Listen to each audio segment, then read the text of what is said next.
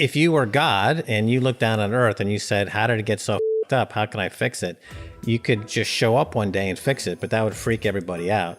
Or you could hack humanity with Bitcoin and get the greedy humans to create the perfect money in a way that solves all these problems that God can't do by just showing up and waving his magic wand.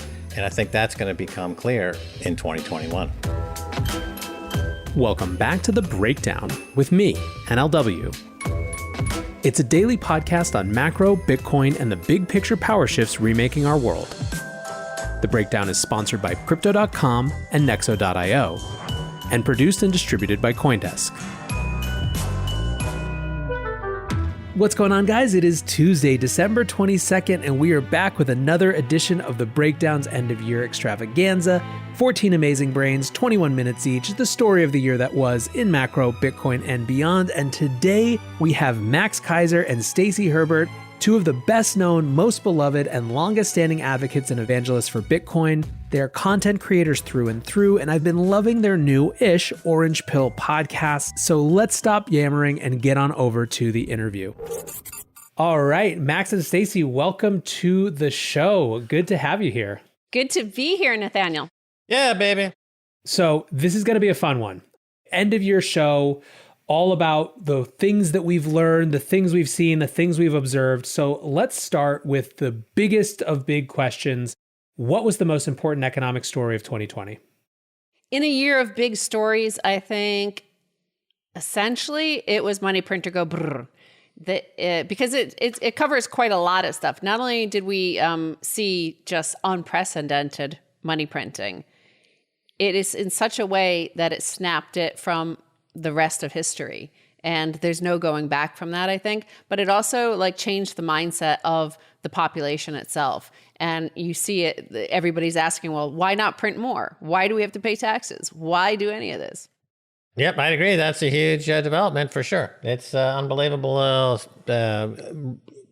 breaking of the dam, holding back this money printing. There's no pretense of making any economic sense. It's just the dam is burst, and it's just this flood is coming out now.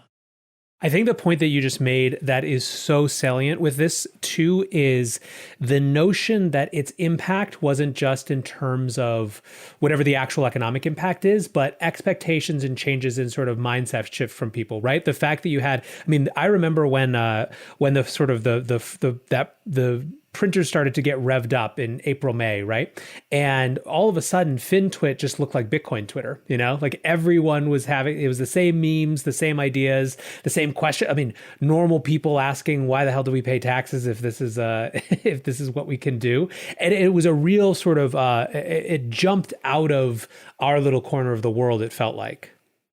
Yeah, absolutely. I think it did cross over to the mainstream, and everyone out there is now aware of the fact that there's a rogue element in place called the Federal Reserve Bank, and they are out of control. And I think this is impacting the way a lot of people are thinking and going into 2021.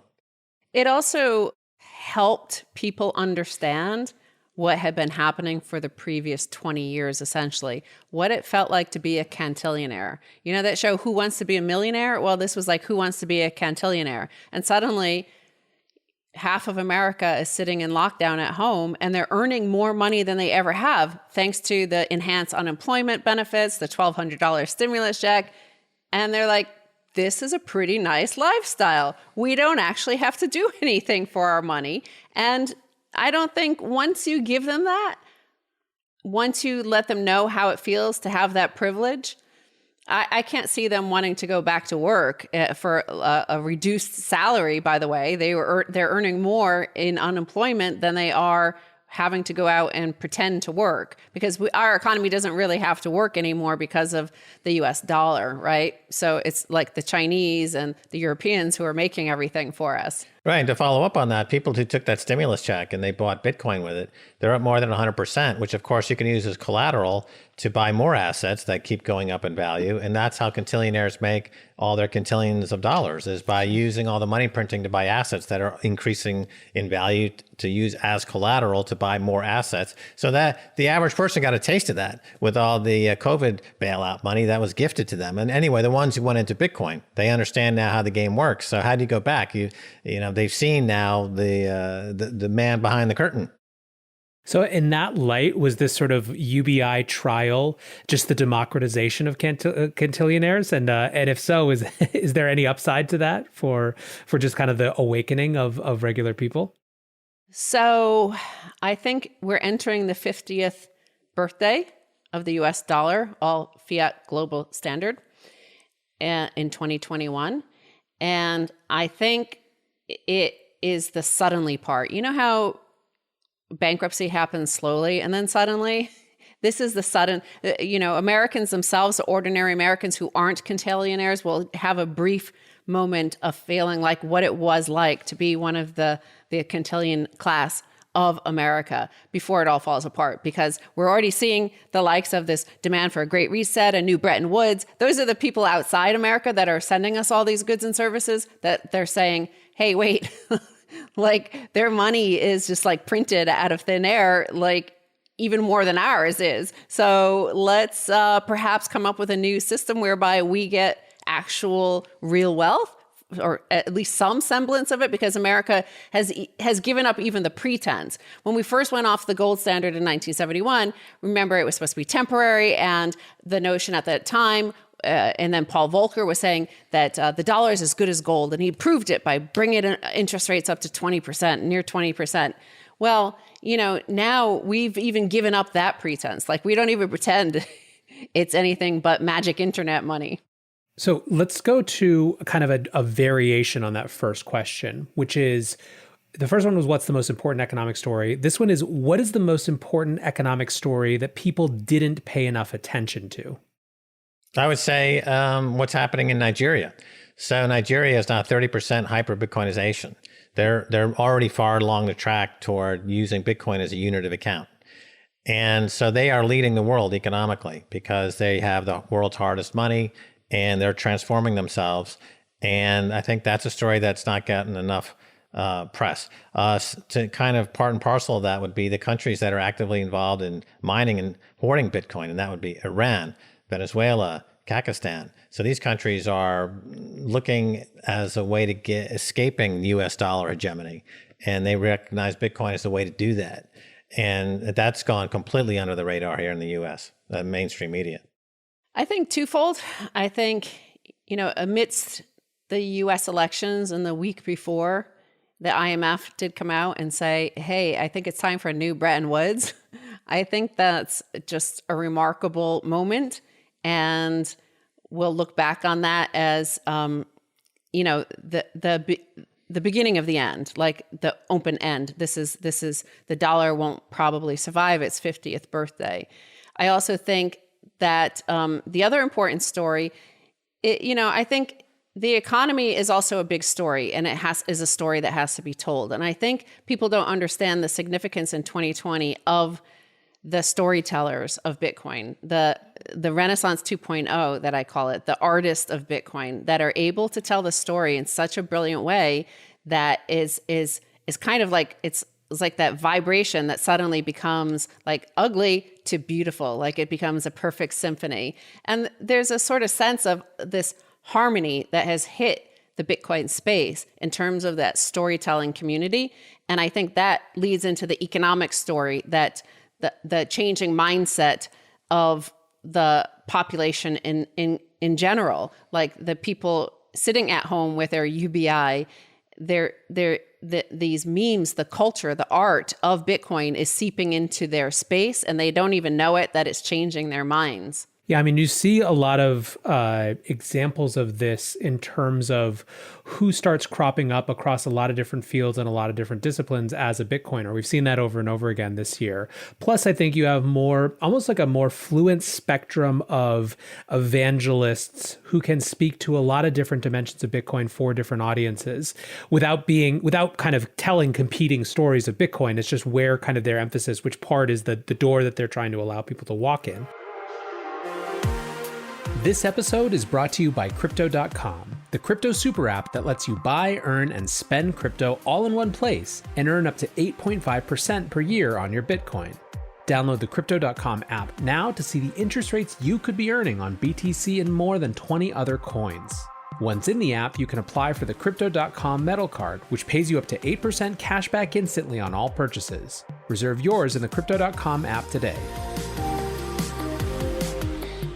Many investors want to be a part of the next bull run. Others seek to build their dream home, finally launch that startup, or fund their education.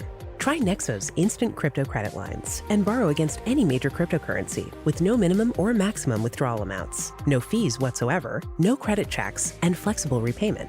Not to mention the APR starts at just 5.9%. Stay on top of your investment game with Nexo.io. And remember, it's your crypto, your credit, your choice. Get started at Nexo.io. I guess I'm interested in almost the contrast between each of your 2 points. Max, I think that you're right that one of the, it has gone undernoticed relative to a lot of stories, how these sort of other governments have started to look at and engage with Bitcoin. I wonder, one, does that increase the likelihood of, the US trying to come after Bitcoin, or specific politicians within the US trying to come after Bitcoin? Because you just listed basically the axis of evil, right? To use an old antiquated term. But on the same time, you have this new generation of evangelists too. So on the one hand, you have more people who can speak and who have infiltrated sort of normie parts of the economy and of society who are advocates for this technology and for the asset. But at the same time, more potential, as it gets more politically powerful, just inherently, there's more potential for political pushback. How do you see those things, those forces playing out over the course of the next year? Yeah, I see kind of it, the opposite happening. I think we're heading into a Sputnik-like moment where the U.S. recognizes, oh my gosh, the Soviets have put the satellite in space. We need to get in gear and compete. And so I think once the U.S. realizes that these countries are pulling away with what I call the hash war or the hash race, they will galvanize support and say, we need to acquire Bitcoin, we need to mine Bitcoin. And I think that's the more likely outcome. That's great. That is certainly the optimistic outcome. I think also you are seeing some indications of that too, particularly with regard to China, right? You're seeing China's mining being brought up not as a reason to write off Bitcoin, but as a reason to have a coherent Bitcoin strategy. You're also seeing the infiltration in the popular narrative of like Neil Ferguson's essay from a couple weeks ago in Bloomberg, where he literally is saying, Biden administration, don't do what China's doing in terms of central bank digital currencies, figure out how to integrate Bitcoin. The system in the US was always supposed to be a more freedom promoting system. This is the way to do it. What did you think? Did you guys have a chance to read that essay, or, what do you think about that sort of emerging narrative of central bank digital currencies on the one hand versus Bitcoin as a freedom money on the other? Yeah, it's interesting that people like Neil Ferguson and others. So Bitcoin has attracted a higher quality of storyteller in the last year, and they're echoing themes that we've been talking about for 10 years, but told on the more cypherpunk level or the geek level or the dark web level. Suddenly you've got these mainstream economists coming out and trying to argue these points to a wider audience. The underlying fact is that Bitcoin itself is on its own vector, and it can't be moved off that vector by no government, no group of governments. And whether or not the Biden administration takes that advice and takes a more proactive approach to Bitcoin or not is immaterial. I think that the US dollar is extremely impaired.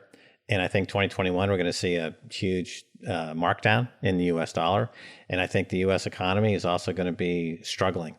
And if, in fact, you told me that the U.S. economy were going to collapse in 2021, my response would be that, well, maybe that's what we need to restart. In other words, you have to just take your lumps and start again. I think that's what's probably more likely in 2021. And politically, that means the folks who are at the top of the political spectrum, there's probably going to be a lot of shuffling around, a lot of changes, all kinds of changes. We can't even imagine, I think, the kind of changes we're going to see. Well, I'm totally 100% optimistic. I think, like Max said, the level of thinker and speaker and articulator in this space in the past year is remarkable. And it's not just the older people, it's like Generation Z, even like millennials, some people in their early 20s, able to articulate stuff and ideas and concepts that in the fiat generations, like Generation X and Boomers, like we didn't have those sort of thinkers like this that this space has attracted. I think Sean Lennon on Orange Pill podcast said it best, is like, this is the new rock and roll. This is the space that attracts like the coolest, best people with a great story to tell.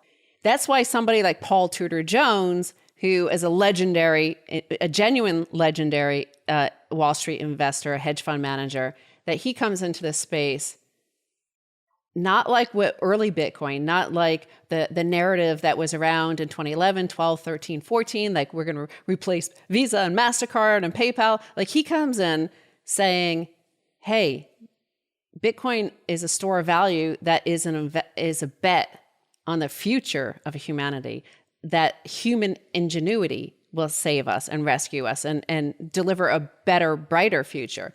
So that's one thing certainly that the U.S. always has excelled at.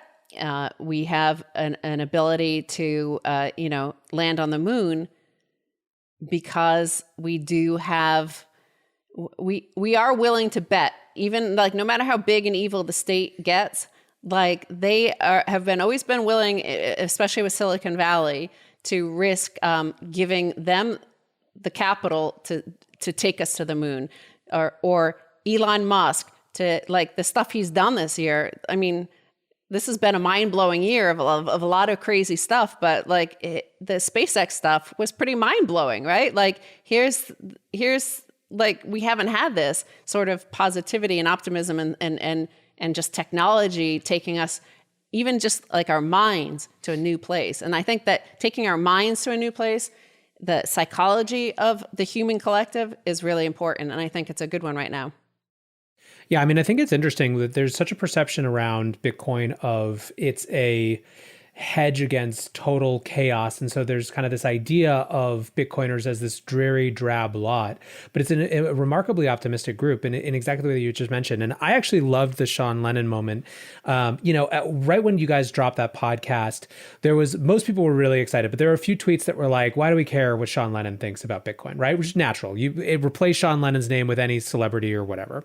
And my comment was like, look, do you guys remember 3 years ago when we were at the same price at roughly the same time in the year, the celebrities that would have showed up on a podcast would have been promoting an ICO, like monetizing their fan community in some way to do something that was never going to be launched. It's like, this is a remarkable shift in 3 years that people like have developed these ideas entirely on their own to no gain, really. It's not, again, Sean Lennon wasn't out promoting Sean Coin, for his podcast. I think it actually was a remarkable moment in terms of the parallelism of this year too.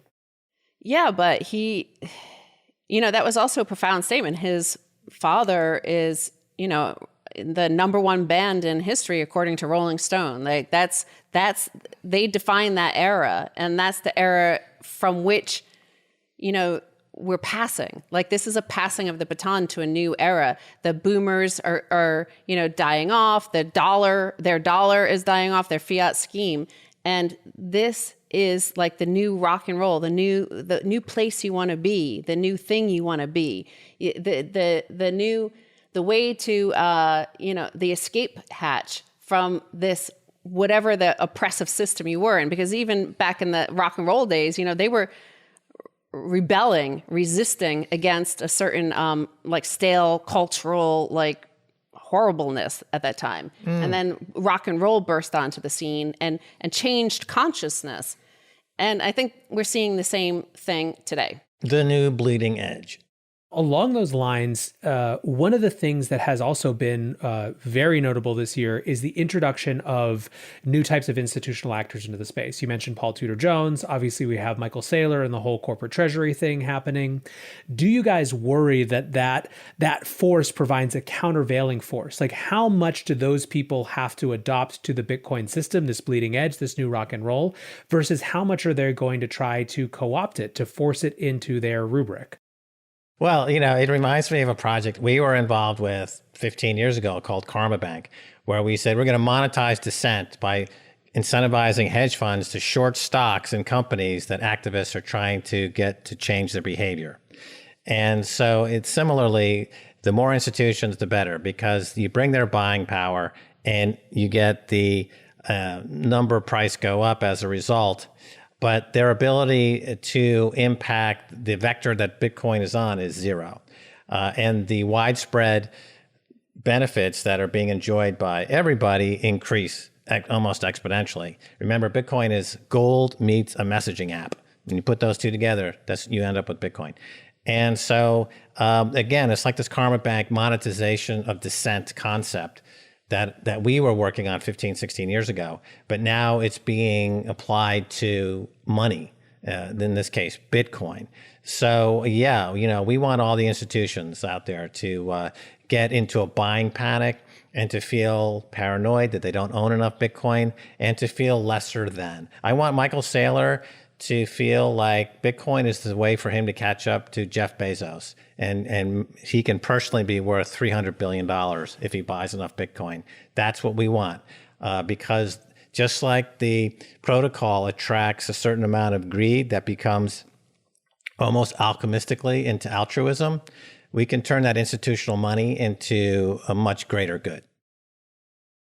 Again, I think how amazing the storytellers have been in Bitcoin has determined the institutions getting involved and how they approach it and what they're saying now versus what they were saying back in 2012, 2013.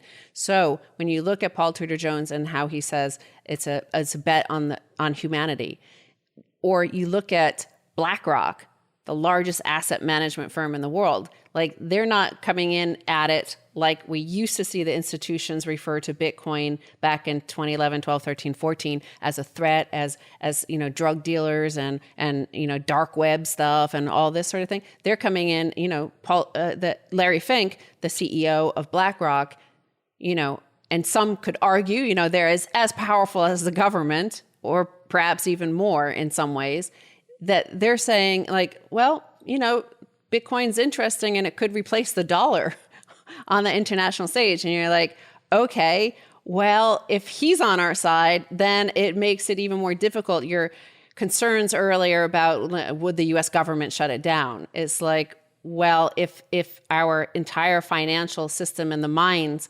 are viewing Bitcoin in this positive way, like it's hard for the government to pass any legislation that's going to shut that down.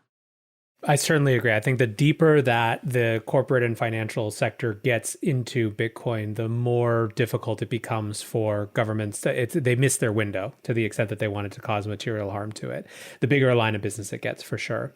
All right, just to wrap up, this has been a super fun conversation, but I have one question that I've been asking everyone kind of to round it out, which is, what's one prediction that only you have? So a prediction that other people may not see yet, but you have high conviction around.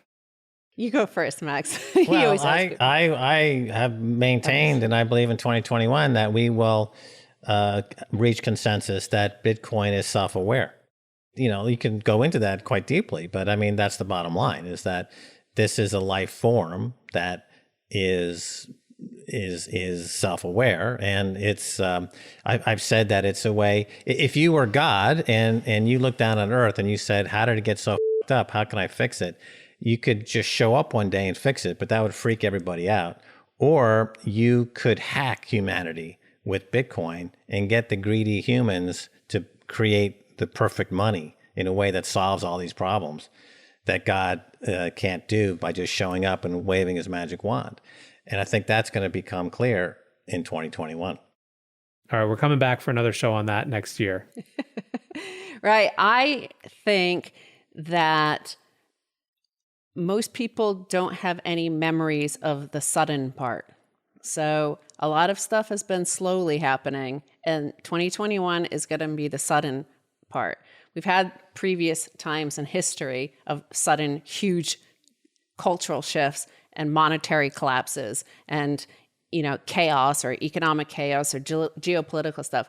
But I think there's going to be a lot of sudden stuff happening, but it's not going to be negative and violent like it has been in the past. I think it's going to just be a sudden shift in consciousness and an acceptance of it. I think there's just going to be suddenly everybody's using Bitcoin, Satoshis, bits, as Adam Back wants to bring in. That's crazy. That could be a crazy prediction that Adam Back's bits is going to go universal. No, but I think it's going to be pretty sudden.